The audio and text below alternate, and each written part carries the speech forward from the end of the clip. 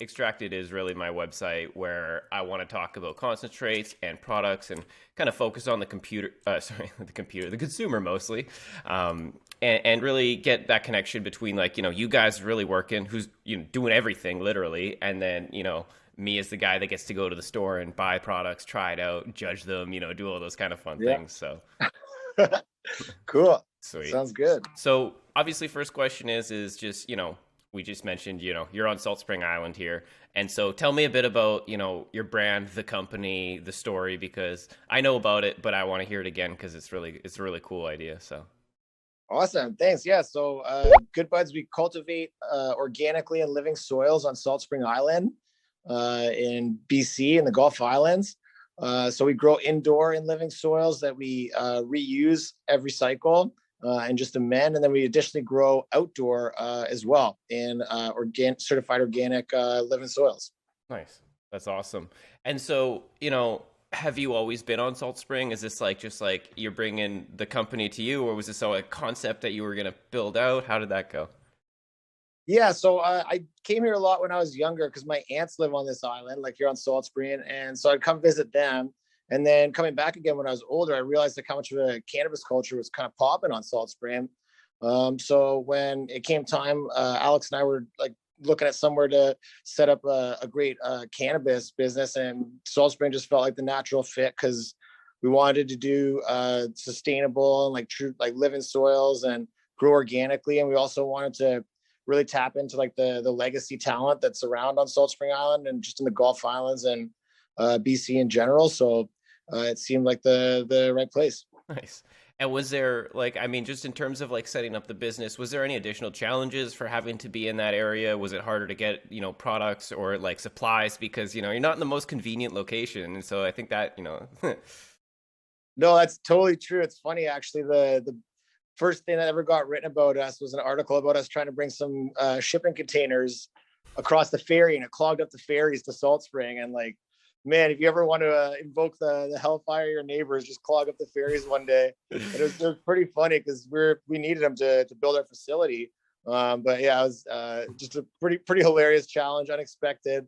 But now things are a little easier now that everything's built out and we're just kind of operating. nice. Yeah, that's really cool. So, I mean, I like your products. I was actually just literally smoking some mango taffy in my vape here. I was Nice. just finishing a bowl off before we started, and I've purchased your concentrates and just so far the mango taffy so far, but I bought it to purchase against another product, and your product won out and just price and taste and flavor, really good Great. stuff. And so I guess, Great. with your product offerings, you guys kind of came in early in the market for the concentrate side of things. And so, I'm all about concentrates, that's what my website's about. So, tell me about how that was, how are the like just challenges that you had with bringing concentrates to the market. What did you overcome, and like kind of what have you learned if you got any of that? Yeah, absolutely. So it was definitely challenging to say the least. One of our biggest challenges was product stability, especially because most of the concentrates, actually all the concentrates that we make, or we make hash using ice water from fresh frozen material, from dry material, and we make rosin from hash and from flour, like the mango taffy flour rosin you tried. In all those cases, like with some of them, it's a little easier, but some of them stability can be a real challenge. Delivering the products that we always take for granted, we can just keep in the fridge or the freezer till we consume it, and it looks amazing and like it tastes amazing and it's got that bag appeal. Like all of a sudden, when we had to start dealing with distribution centers and like shelf stability and things like that, that was a big challenge for us to kind of rethink what products, how we choose those products, and how we can try to package and best preserve those products and communicate to the customer what they're getting as well. Nice. I just realized because I'm high, I forgot that I'd put water onto the kettle and it's about to boil. So I'm just going to go run and quickly turn it No off so we sweat. can continue. Perfect. I could hear it in the background. And since it's just a stovetop one, eventually it was going to start whistling really loud. So I was like, maybe I'll get into that. But yeah, definitely, that's the product packaging side of things, though, is super interesting to me because there's like such polar sides of packaging. Because like for me on my website, I always like to promote, the childproof bag and in a single parchment sleeve. Like that's like to me the ultimate because I've weighed it, it's 7.5 grams of waste. And so like for that, like Yeah. that's cool. But The other side of things is when you have less stable products. I had some of your flower rosin, and like, good luck ever putting that into something that isn't a jar inside of a container, because you have to keep it upright at all times, and it's like the Yeah.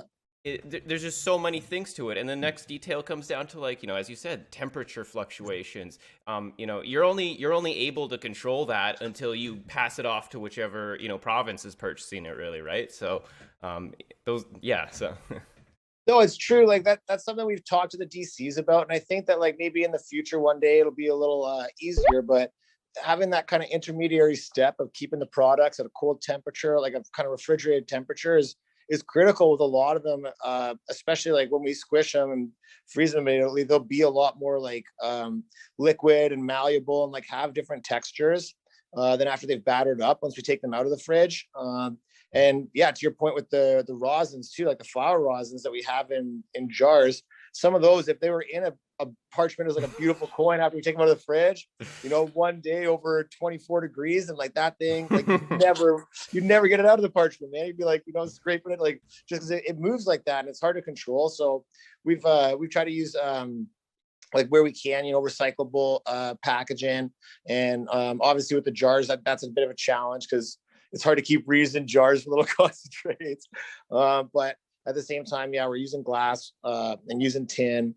But definitely it is a challenge getting the right package for the right product. Yeah, no, it's been an interesting one. I'm still curious to see how that evolves. For me, the real thing is like, to me, it's watching the companies push Health Canada as much as they can every time they submit their packaging, because I'm trying to remember who it was, but a company was talking to me and they were telling me that they were trying to package it just on the jar, like physically put the Health Canada label onto just the jar, and then, have Yeah. obviously a way to seal it off and everything to make sure it's safe. But like, that's what they're like trying to push for. And if you can get to that point, then you can skip all those steps. But it's just really like you guys like being like, oh, let's try to push some buttons and see where it goes. And that's a little bit of a challenge, and it's an expensive challenge. I'll put it that way. Like, there's no cheap way to go ahead and get packaging prepared for your company and then be like, maybe this will work, because like it's not really, you don't have that option to just always do something as a maybe, right? So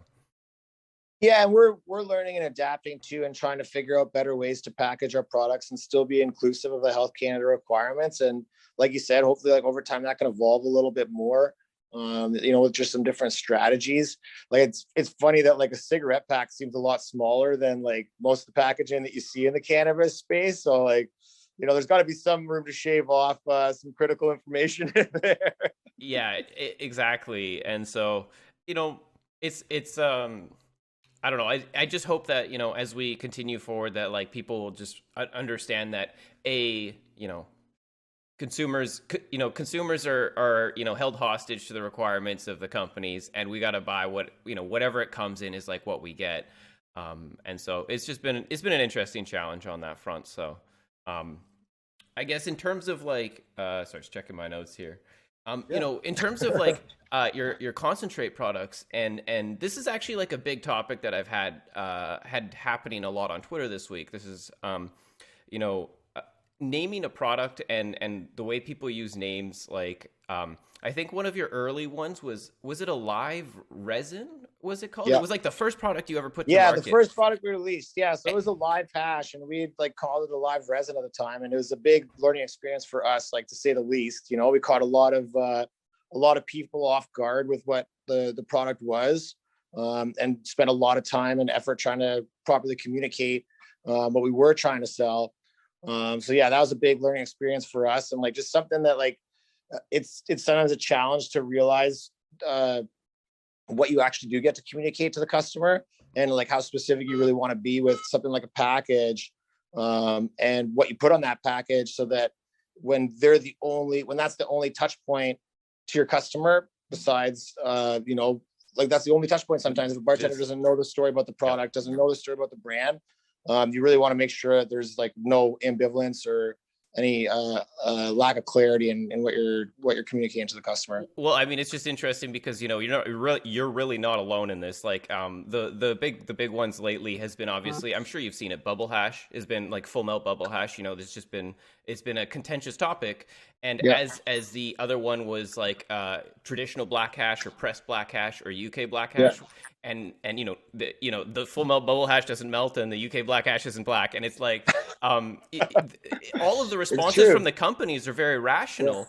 but because there's so little channels of communication for you guys to get this out to us, we go, the consumer is going to go on whatever tangent it chooses in order to create that story, or you know what I mean? Like, it's a big challenge for you guys to be able to correct or to be able to educate the customer at the end of the day, even if something doesn't appear as what it may be. And so I just wanted to talk about that because I thought that was a cool kind of thing. And you guys clearly have gotten over it. You were like, you've moved on past that, and you're offering tons of other products at this point that are, I don't want to say, better name, but like just like Yeah, the product absolutely. type, I know exactly what it is now. And so that was one that I was curious because it's like, when I first saw your brand, I was like, I don't quite know what this is. And then I saw like, flower rosin in that case. And I was like, oh, I know what this is. So like I went and tried Yeah. that. And so you can just see that like one communication distinction where I'm confused. It's like, I don't know. Should I try that? And so, Yeah. it's a cool point. It's a challenge for us too, because sometimes the way we expect things to turn out isn't the way they turn out until it's time for the products to leave. Like in the sense that as much as we like do research and development on the products, because of the backlog it takes to get things out to market, we're usually like working fast ahead on things, getting samples of stuff before it's packaged, right? Like while it's still in bulk, to be able to tell people what they're buying. But then at the same time, once we've packaged it and taken it out of the freezer, the look of it totally changes. And it might change a bit that day. It might also change a bit a week later. And so like that's something we've struggled with too, where we've had to crack open jars and redo photos after they've been out of the freezer for a week to show like, hey, yeah, this is what you're buying. It looked like this, but since we took it out of the fridge, it Yeah. transformed. Because especially the live ones, like literally Yeah. transformed. Now it looks like this. And for customers, I get where they're coming from because they're like, oh, like it doesn't look that great anymore, and it kind of loses that bag appeal. But for us, it's a challenge too because we can't fulfill to the customer cold shipped. Yeah. So we can't show what it is without like kind of showing both and like at least like educating the customer that this is the transformation this hash goes through. Because some of these hashes will be like 65% total THC. Like they're not impure products, like they're great looking products, but the temperature definitely does a number on them, and they look a little different than they did when we're extracting in our lab. Yeah, that's the thing, right? Like, it is a big challenge with perspectives because, in my opinion, from what happens from when it goes out of the fridge into my 3 months later, however 2 weeks later to 3 months later into my house, like the product hasn't changed. There might be some marginal changes in potency or whatever as things settle, but like we're talking like small numbers here, and like the terps are still going to be there, et cetera, et cetera. But like customer sees nice thing over here, and their perception of that breaks. And I guess I never realized how much bag appeal mattered to the consumer, because I've always been about just like what it tastes like, and the experience that I get. It's not too harsh, it makes me feel good, those sort of things. Whereas people really really really care about this bag appeal. And so it's been something that I've tried to defend. Is like, if a bud is ugly, like just try it, like who cares about what it looks like.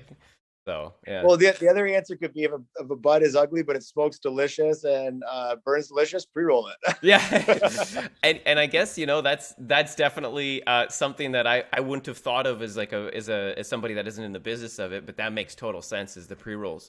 And actually, do you guys offer pre-rolls? Apologies, I don't know. So. Not at all. Yeah, we do offer pre-rolls. Absolutely, it's like actually a great category for us. We offered outdoor like sun-grown pre-rolls that have done like really really great, because it allows us to offer a bit more of a value price point for Good Buds products, and lets us also just leverage a lower cost to produce those pre-rolls. By having them be sun grown, like sustainably and organic outside. And then additionally too, we do pre-rolls of our indoor flower as well, of our like organic indoor flower. Yep. And yeah, those have been great for us to help reach like a bit of a wider audience. A lot of people, it can be a tougher conversion to get them to try your 3.5 jar, because there's so many 3.5 jars. With a pre-roll at like, depending on what province you're in, from $9.99 up to like $16.99.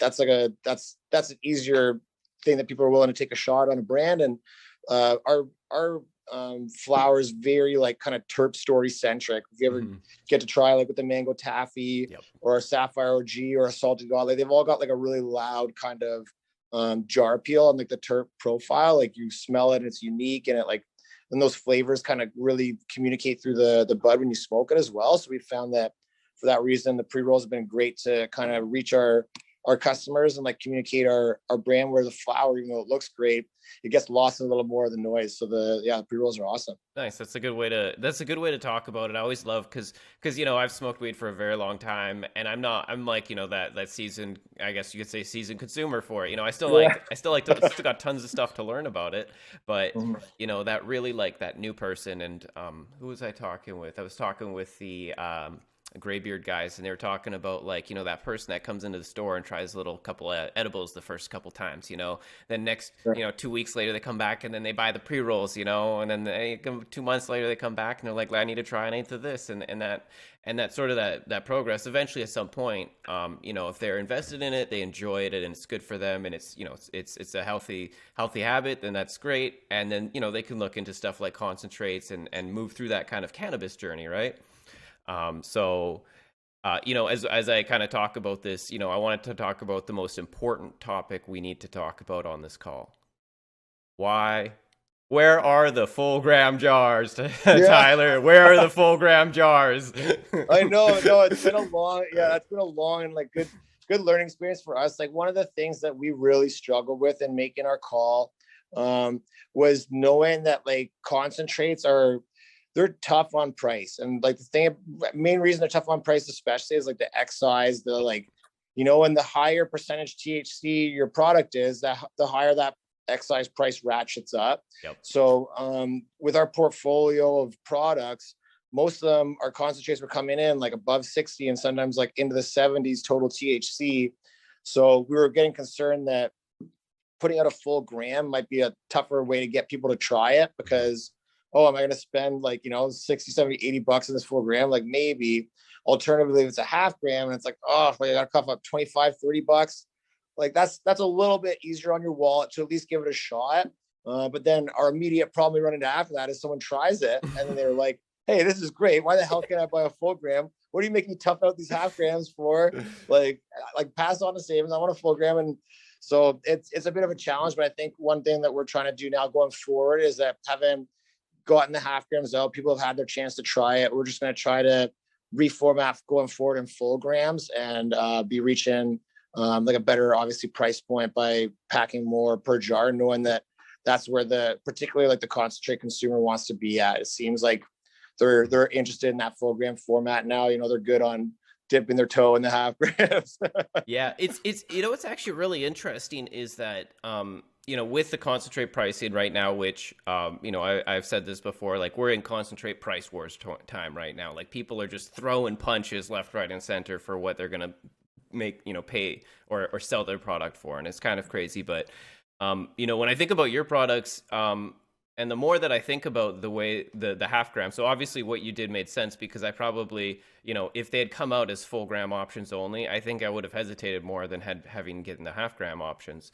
But it's interesting that when I look at it, especially with the and we'll talk about this in a second, with the Crystal Death live rosin that you guys have, that half gram, to me, at least from what I've experienced on any market, even at that half gram format, if it was in the same price as a full gram, that's still a deal. Like, and this is my opinion of the product, but like, I don't know, like live rosin is not an easy thing to produce. And so, Yeah. seeing it at the price that it is, I was like, that's, yeah, like, so hopefully, Much appreciated. Yeah. yeah, so it's like just one of those ones where I was like, cool, for once, like company comes out here and like really does hit a really good price point with that. So again, that's my opinion, but I don't know of how many other companies are offering live rosin right now. There's I think Canna Farms, and that's at a higher price point anyways.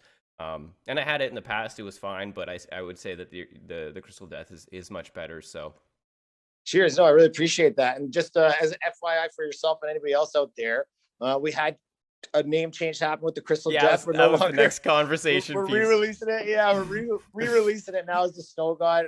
We definitely didn't mean like any offense or anything bad by it, but we did get some feedback that some people thought the name was not in good taste and not appropriate. So we're trying to be as responsive as we can to that, and we appreciate the retailer feedback we get there, because the last thing we want to do is like dissuade someone from trying a great concentrate, and Like, we're so excited about that one. yeah, So yeah, we're like, renaming it and sending it back up for a second debut, because I that mean, was definitely one of our favorites this year. yeah, for me, I've just like when I think of concentrate hierarchy, to me, like I said, personally, live rosin is the highest category of concentrate you can produce. I mean, fresh. Like Yeah. I got plants in my closet here that I'm gonna grow outside, and those things are literally getting chopped, frozen, and I'm gonna buy a rosin press, and I've already got the bubble bags and everything. Like I'm like I don't care, man. I'm Beautiful. making some of this stuff, but you think of That's that the tip. hierarchy, and I think it's up there, and like I said, with the flavor, it's awesome. But you got companies that are just like going crazy on that. But anyways, back to the naming thing.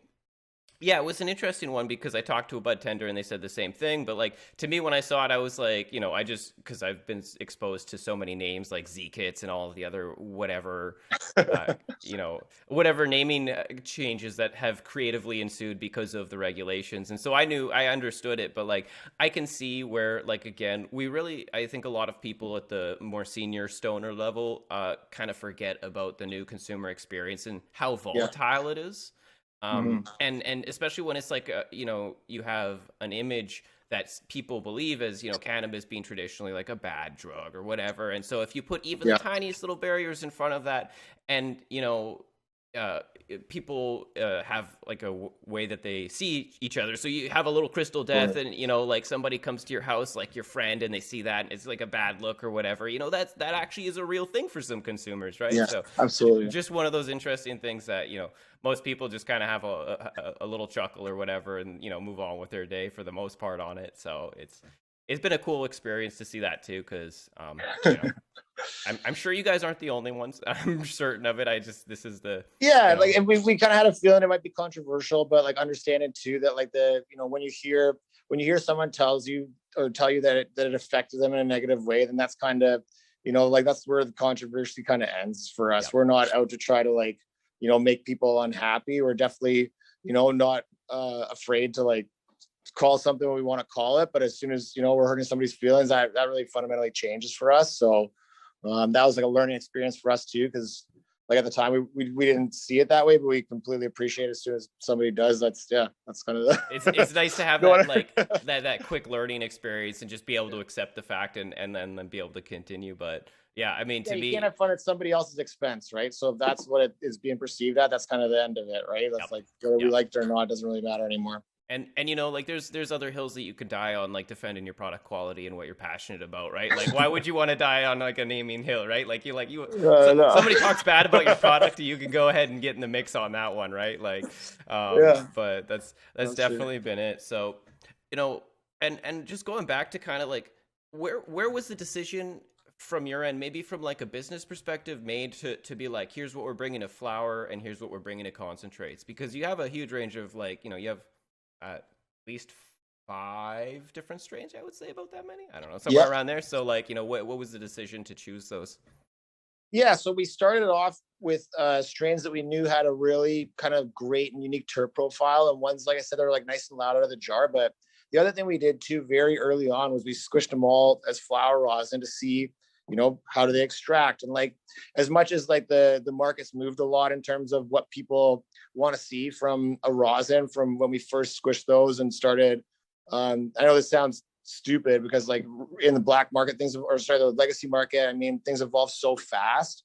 In the legal market, it takes a lot more goddamn time to take a product and develop it, just because it's just a lot longer, the process, the size of the lots you do, like the other factors that kind of come into play. But what we did was we picked strains that we thought would extract really well too, and like we hope that like kind of story is communicated in the mango rosin and the salty god rosin, where you get those flavors, you get like a nice delicious like takeaway of that terp profile. But now what we're doing is trying to take that to the next step, which is still taking those terp boxes and having a great flower, but also finding something that has the jar appeal, and that's pushing more into like the high 70s or even low 80s for like a THC content, as opposed to stuff that's like really great and flavorful, but living in the more kind of 60s range. So it's a bit of a process, and I think we're going to keep on positioning to be better and do better. And that's kind of where you get to see like different iterations of things. Is we're still trying things and learning things too, and we're finding out as well what gets the market really excited and what they like, and then we're just going to try to keep serving up more of that. Nice. And so when it comes to the concentrates, then was the choice to do solvent free or like non-hydrocarbon extractions a conscious one as per the brand, or was it because of like just other requirements? Yeah, so it was definitely a conscious one for the brand. Like as an organic brand, we felt like that was kind of the right direction for us, which isn't to say that like we don't think that you can't make amazing other products and like solvent products using organic cannabis. Like I think for sure you can. But for us, it was, since we're going that direction anyways, we figured we'd double down on it and just kind of keep in that style of production. And then the other one was like a practical one. It's really hard for us to get things on this island, like you said. Oh yeah. But once we have an ice machine and like water and electricity like that, that's great about rosin and hash, is that you get those things in place, and it makes your job a little easier now to like just kind of keep cranking away at things in a way that we wouldn't be able to do as easily on the like where we're located if it was like more kind of complex systems. Yeah, that makes total sense. And that's cool. Like I'm all for it. Like I love both too. Like I have no qualms either way. I think I like solventless more just because I can do it at home too. And it's seriously, it's legitimately cheap to get yourself a rosin press and some bubble bags and to just buy, get a bunch of weed and make your stuff, And so I like that as a consumer. But then again, the appeal, and like I said, or I hadn't mentioned it, but like Collab dropped some diamonds recently, and those are cool because they're grown. There's an amazingly neat texture. And I think the biggest difference between terpenes for like, like a rosin or a live rosin versus a solvent is like the solvent is more like that, like it smells more like a perfume. And not in a bad way. It's it's like a really great smell, but like Floral, the terp profile on like a rosin, like flower or live, it's just like more depth and details and like more planty, I guess I could say. So yeah. No, I like that comparison, and I think it's another interesting part of it too is seeing what cultivars express themselves differently in the different types of extracts. Like some things that we press as like live rosin or even as flower rosin in a different cultivar will do like exceptionally better in that extract form, and alternatively they might do way better in a solvent extract, depending kind of on what you're pulling. So we find that it's a very strain specific exercise, that like not all cultivars are created equal when it comes to hash extraction especially, but also rosin extraction. And yeah, so seeing how that plays out between the two different methods is interesting too, because it gives you a compelling reason to try something if that's the best expression of that strain. Yeah, no, and that's definitely cool. Like, as you one of the comparisons, I had the flower rosin and the flower itself, and you can just smell both, and it's like this is the same thing. Like there's literally no difference between these two. So, one thing that I've been thinking about a bunch, and is a challenge for flower rosin specifically, is that I don't have any of my jars here, but obviously when you scoop it, it like goes around the scoop, and so people have ways of doing that. But like, have you guys tested or considered any other methods to store the product so it's easier to dispense? And again, I don't have an answer for this. It doesn't exist, but it's just one of those things, right? For sure. So. Well, one that we've found is like always playing with temperature, like in what you can control too. So sometimes it can make it harder as well. Like if you get it too cold, trying to get that rosin out there is like almost impossible. Like sometimes when we take our samples out, we'll go and like press it, and it just like almost like cracks, and then you go to pull it off and things are going flying. Like it's just the worst. But there's a middle ground there where sometimes like the right temperature between too warm, too cold can get the viscosity, so it's not too slippery that as you push it off, it comes as fast as it's coming on, it's coming off, which can happen when it's like a little too warm, I find. And then not too cold either, that it's like snapping and breaking apart, but that you can kind of build it up and stick it to itself. Our best trick has always been the best thing to pick up rosin is that same rosin. Yeah, that makes So sense. like it's funny, but it's just like what we found. So like yeah, you gotta almost just like get it picking itself up like a snowball with whatever means you can. Yep. Sometimes the easiest, but it's true. It's like it's something that we're working on, as well as like combining the storage and the accessibility Nice. to the product, so people aren't like leaving something behind.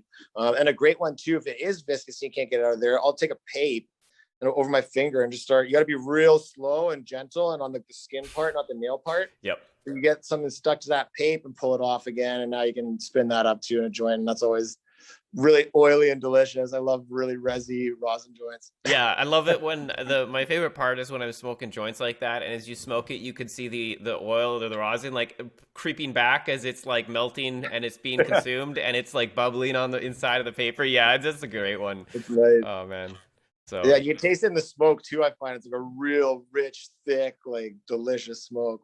yeah, it's a nice way to slow if you know slow the burn down, and to like if you have a dry weed or anything like that too, it kind of chills everybody out instead of going too Yeah. crazy on runs or anything. So, but no, that's pretty dope. Let's see. So yeah, I guess that's kind of it. I mean, just a little bit more details about your company. Like, how big Yeah. are you guys? So we're about 20 people, and then for our outdoor summer harvest, we swell up to about 50. And that's just all hands on deck. There's not nearly enough people here to pull all that material out of the field. So we basically just grow the team with mostly people working outside on the harvest team. Nice, nice. Okay, that's cool. And just out of curiosity, like, are you the sole founder, or like how did like how did the company kind of get started? Yeah, so it was myself and my brother Alex that founded the company, and came out to Salt Spring and found our spot and kind of did our license. And then from very early on, we were trying to focus on being able to do solventless extraction, like specifically bubble hash, and being able to do rosins and hash rosins and live rosins. So like early on, we were working on those processes, and we're fortunate enough to get our processing license and able to kind of hit the market with some of those products from both like our outdoor production, where we do a lot of our hash from, and also from our indoor production of flower rosin. Nice, nice. That's super cool. So, okay, perfect. And I guess the second most important question that I've got to ask you today is, is there any upcoming products you can tell us about? Well, I mean, the Snow God's kind of out of the bag now. That one's gonna be coming back with a new name and a new facelift, so definitely check that one out. Yep. That's the one that I'm the most excited about from our lineup this year. Additionally, too, we're going to be releasing that flower in a pre-roll form this summer. And another really cool extract that's coming out, we're releasing a Dosi Melon that's like a Dosi Dos by Watermelon Skittles cross. It's from Purple City, like just really delicious, like super fruity profile. Like you get banana and like melons and watermelon and berry in it.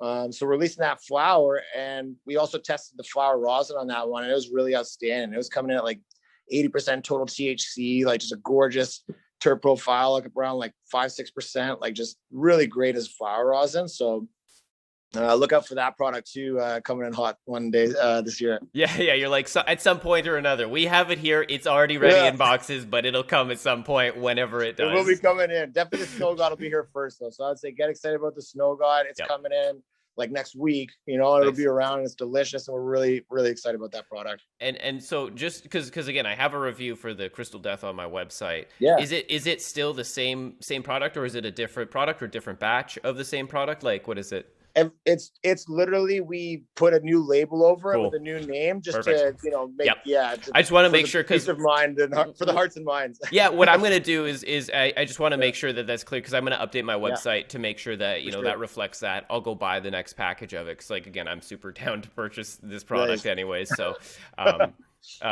and so I'll update my review to reflect that when it hits the market, so that that way you guys can have that. And I'll probably keep the old name in there just for search engines, so people go and type in the old name, then it comes into the new one and stuff. So Cool. Yeah, I like it. happy to support you guys. Really grateful for that. No, No, we really appreciate it, Justin. It's awesome, man. yeah, no worries. And so, like, if you got, anything else to say or any other shout outs, because, this has been an awesome No, interview.